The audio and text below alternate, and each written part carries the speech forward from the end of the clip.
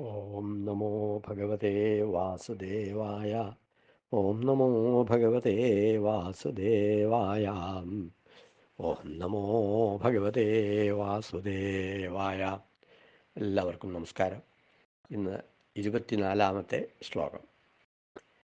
ഉത്സീദേയുരിമേ ലോകാം ന കുര്യാം കർമ്മചേദഹം സങ്കരസ്യ ച കർത്താസ്യാം ഉപഹന്യാമി മാ പ്രജാഃ. കഴിഞ്ഞ ശ്ലോകവും അതിനു മുമ്പത്തെ ശ്ലോകവും ഈ ശ്ലോകവും ഏതാണ്ട് ഒരേ കാര്യം തന്നെ സമർത്ഥിച്ച് പറയുകയാണ് ഭഗവാൻ ചെയ്യുന്നത്. ഇതിനു മുമ്പ് പറഞ്ഞു, ഞാൻ കർത്തവ്യം ചെയ്തുകൊണ്ടിരിക്കുന്നു, അതിൻ്റെ ആവശ്യമൊന്നുമില്ലെങ്കിലും ചെയ്യണം, ഞാൻ ചെയ്തില്ലെങ്കിൽ ലോകം മുഴുവൻ ഇങ്ങനെ മടിയന്മാരായിട്ട് അലസന്മാരായിട്ടിരിക്കും, ലോകം അങ്ങനെ ഉത്സാഹമില്ലാതെ അങ്ങനെ നിന്നാൽ നശിക്കും. അതിന് ഞാൻ കർമ്മം ചെയ്യുന്നു, ഞാൻ മാതൃകയാണ് മറ്റുള്ളവർക്ക്, ഞാൻ മാതൃകയായിരിക്കണം എന്ന് പറഞ്ഞു. ഇവിടെ പറയുന്നു, അഹം കർമ്മ ന കുര്യാം ചേത്.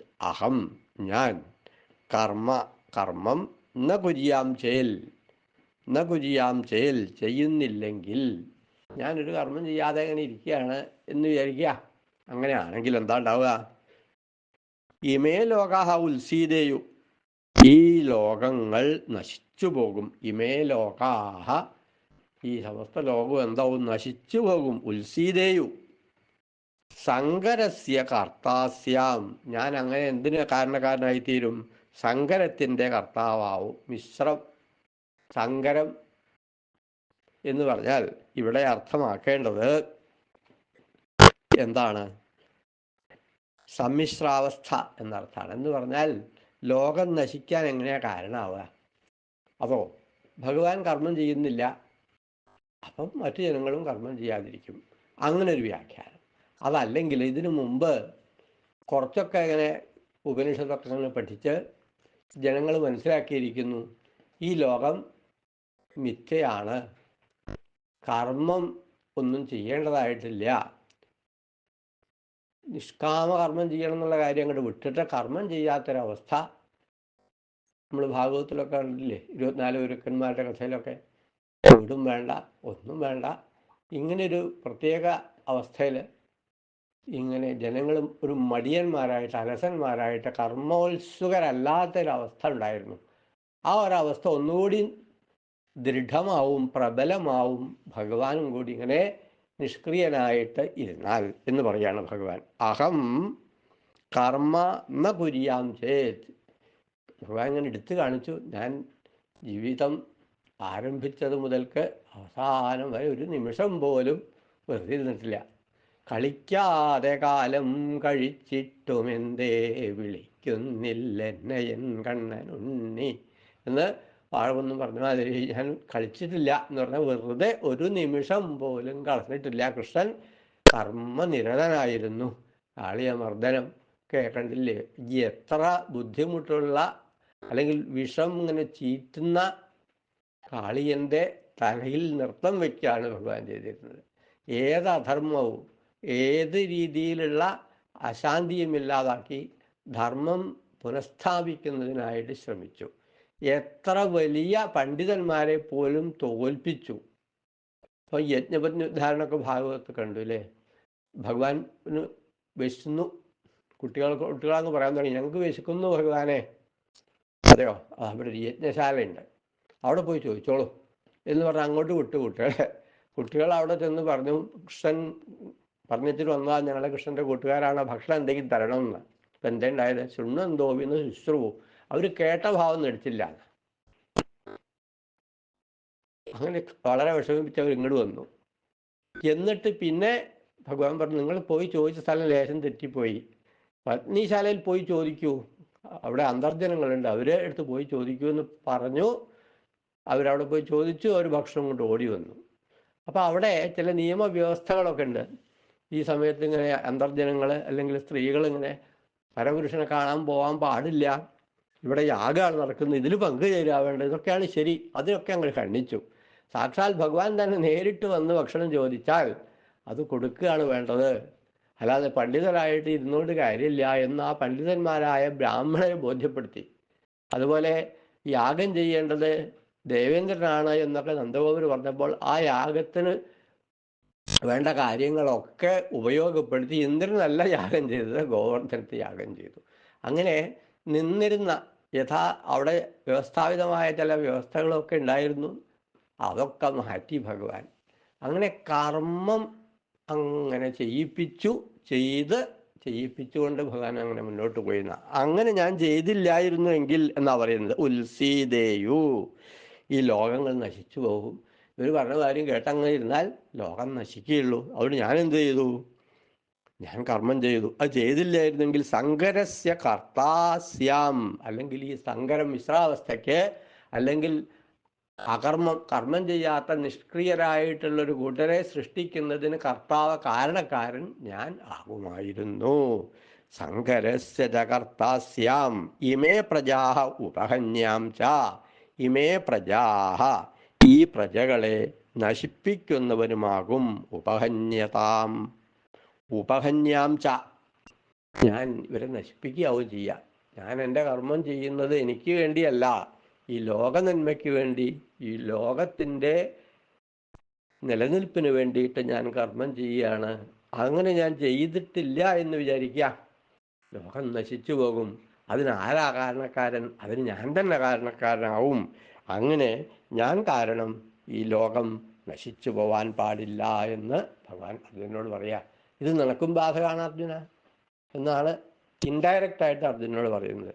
നീയിപ്പോൾ കർമ്മം ചെയ്യാതിരിക്കുന്നു, ഞാൻ പോയി നോക്കാന്ന്, എന്നെ കണ്ട് പഠിക്ക്. ഞാനെന്ത് ചെയ്യുന്നു ഇവിടെ? എന്നെ കൊണ്ട് കർമ്മം ചെയ്യിപ്പിക്കാൻ ഞാൻ ഇങ്ങനെ വാസ്തവത്തിൽ ഓരോരോ നിമിഷവും ആരെങ്കിലും നിഷ്ക്രിയരായിട്ടിരിക്കുന്നുണ്ടെങ്കിൽ അങ്ങനെ അരുതേ, കർമ്മം ചെയ്യണേ എന്ന് ബോധ്യപ്പെടുത്തുക. ഇല്ലെങ്കിൽ ഭഗവാൻ നേരിട്ടങ്ങ് ചെയ്യുന്നു കണ്ടാൽ ഭഗവാൻ തന്നെ ചെയ്യുന്നുണ്ട്, പിന്നെ ഞാനെങ്ങനെയാ ചെയ്യാതിരിക്കുക എന്ന് വിചാരിച്ച് എന്ത് ചെയ്യും? മറ്റുള്ളവരും ഭഗവാനെ അനുകരിക്കും. അതാ പറഞ്ഞ മമ വർത്തമ അനുവർത്തന്തേ, എൻ്റെ മാർഗം മറ്റുള്ളവരും സ്വീകരിക്കും. അപ്പം ഭഗവാൻ നല്ലൊരു നേതാവായിരുന്നു. നേതാക്കള് എന്ത് ചെയ്യണം? അണികൾക്ക് മാതൃകയായിരിക്കണം. ഭഗവാൻ നമ്മളെപ്പോലുള്ള സാധാരണക്കാർക്ക് മാതൃകയാവാൻ ശ്രമിച്ചു. സ്വയം കർമ്മങ്ങൾ ആചരിച്ചു. ഭഗവാന് കർമ്മങ്ങളൊന്നും ചെയ്യേണ്ടതായിട്ട് ഇല്ലായിരുന്നു, എന്നിട്ടുകൂടി ചെയ്തു. അതാ പറഞ്ഞത്, ഉത്സീദേയുരിമേ ലോകാ ന കുര്യാം കർമ്മ ചേദഹം സങ്കരസ്യ ച കർത്താസ്യാം ഉപഹന്യാമി മാ പ്രജാ. ഈ പ്രജകളെ മുഴുവൻ നശിപ്പിച്ചു എന്നുള്ളൊരു ദുഷ്പേരും കൂടി എനിക്ക് കിട്ടും. അത് വേണ്ട, അതിന് ഞാൻ തയ്യാറല്ല. അതുകൊണ്ട് ഞാൻ എന്ത് ചെയ്യുന്നു? കർമ്മം ചെയ്യുന്നു. കർമ്മം ചെയ്യുന്നില്ലെങ്കിൽ ഈ ലോകത്തെ നശിപ്പിച്ചതിന് ഉത്തരവാദി ഞാനാകും. അങ്ങനെ ഒരു ദുഷ്പേര് കേൾക്കാൻ ഞാൻ ആഗ്രഹിക്കുന്നില്ല. നീയും അതുപോലെ.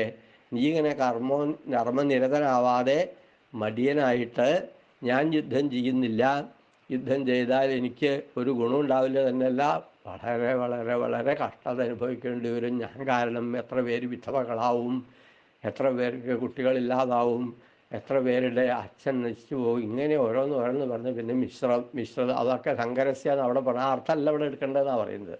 ആണ് സ്ത്രീകൾ വ്യഭിചാരികളായിത്തീരും, ഭർത്താക്കന്മാർ മരിച്ചാൽ അവരെ ഉപദ്രവിക്കാനായിട്ട് മറ്റു പലരും വന്ന് സ്വാധീനിക്കും, അങ്ങനെ വർണ്ണസങ്കരം ഉണ്ടാവും. ഇതൊക്കെ പറഞ്ഞു ഒഴിയാനല്ലേ നീ ശ്രമിച്ചത്? അതരുത് അർജുന, നീ ചെയ്യൂ കർമ്മം. കർമ്മം ചെയ്തേ പറ്റൂ. കർമ്മം ചെയ്തില്ലെങ്കിൽ നിന്നെക്കൊണ്ട് ചെയ്യിപ്പിക്കും. നമ്മൾക്ക് ഇഷ്ടമല്ല, വയ്യാന്ന് വിചാരിച്ചാൽ നമ്മളെ കൊണ്ട് തന്നെ ആ കർമ്മം ചെയ്യിപ്പിക്കും. അതാണ് ഭഗവാന്റെ ഒരു രീതി. മടിക്കണ്ട, ചെയ്തേ പറ്റൂ. കല്യാണത്തിൽ രാമായണത്തിൽ നമ്മൾ കാണുന്നുണ്ടല്ലേ, എല്ലാം ആകുന്നതും ചെയ്താലും മടിക്കേണ്ട, കല്യാണം ഇതുമൂലം വന്നു കൂടിയിടുമല്ലോ. വേണ്ട, വിശ്വാമിത്രൻ പറയാണ്, വില്ലെടുക്കാമോ കുലയ്ക്കാമോ, വില്ലടിക്കുവോ കുലയ്ക്കുവോ ചെയ്താൽ സീതാ ദേവിയെ സ്വീകരിക്കാം. കല്യാണമൊന്നും ആയില്ല, സമയമായില്ല, അങ്ങനൊന്നും വിചാരിക്കണ്ട. എന്തായാലും കല്യാണം വന്നു കൂടും. നമ്മൾ വിചാരിച്ചിട്ടൊന്നും കാര്യമില്ല. അനിച്ഛന്നബി എന്ന് പറയുന്നുണ്ട്. അപ്പം അതുപോലെ ഇതൊക്കെ ഓരോരോ സമയത്ത് ചെയ്യേണ്ടതായിട്ടുള്ള ചെയ്യണം. അത് ചെയ്യാതിരുന്നാൽ മടിയൻ എന്നുള്ള പേര് കിട്ടുകയുള്ളൂ. ചെയ്തേ പറ്റൂ, ചെയ്തിരിക്കണം. ഇല്ലെങ്കിൽ ചെയ്യിപ്പിക്കും എന്നൊരു ധ്വനി കൂടിയുണ്ട് ഈ ശ്ലോകത്തിൽ. അതിമനോഹരമായ ശ്ലോകം. നമുക്ക് ഓരോ ദിവസവും ഭഗവാൻ ഇങ്ങനെ കേൾക്കാനുള്ള അവസരം ഉണ്ടാക്കി തരുന്നുണ്ട്. ഒരു ശ്ലോകം മാത്രമാണെങ്കിലും കൂടിയിട്ട് അത് പല താമസങ്ങളും വരുന്നുണ്ട്. ആദ്യമൊക്കെ നമ്മൾ കൃത്യമായിട്ട് ഓരോ ദിവസം ചെയ്തിട്ടുണ്ട്. ഇപ്പോൾ അത് പലതും സാധിക്കുന്നില്ല. ഞാനിവിടെ ചെയ്തു വയ്ക്കുന്നുണ്ട് എല്ലാ ദിവസവും കൃത്യമായിട്ട്. പല പല കാരണങ്ങളാലും അത് അപ്ലോഡ് ചെയ്തിട്ട് ഇവിടെ എത്തുന്നില്ല. ഞാൻ പറഞ്ഞ 2-3 ആൾക്കാർ കൂടി ഇരുന്നിട്ടാണ് ഇതിങ്ങനെ ചെയ്ത് പോകുന്നത്. അത് എൻ്റെ ഒരു കഴിവുകേടായിപ്പോയി. ഞാൻ കുറച്ച് പ്രായമുള്ള ആയതുകൊണ്ട് ഇതിൻ്റെ ടെക്നോളജി ഒന്നും പഠിക്കാൻ സാധിച്ചില്ല. തന്നെയല്ല, ഇനിയിപ്പോൾ ആരെങ്കിലും പറഞ്ഞു തരുന്നുണ്ട്, അവർക്ക് അച്ഛനൊന്നും പറഞ്ഞാൽ മനസ്സിലാവില്ല എന്നൊരു രീതിയാണ് ഉണ്ടാവുക. നമ്മളെ പഠിപ്പിക്കാനൊന്നും അവർക്കുള്ള മനസ്ഥിതിയില്ല. അപ്പം ഞാൻ എന്ത് ചെയ്യേണ്ടി വരുന്നു, പ്രാഥമികമായിട്ടുള്ളത് അല്ലെങ്കിൽ ഈ പാഠം മാത്രം ഓഡിയോ ആയിട്ട് ചെയ്യുന്നുള്ളൂ. ബാക്കി ചെയ്യുന്നത് വേറെ ആൾക്കാരാണ്. അവർക്ക് പല പല തിരക്കും കാരണം വൈകുകയാണ്. ഏതായാലും വൈകിയാലും അത് ബെറ്റർ ലേറ്റ് ദാൻ നെവർ എന്നാണല്ലേ.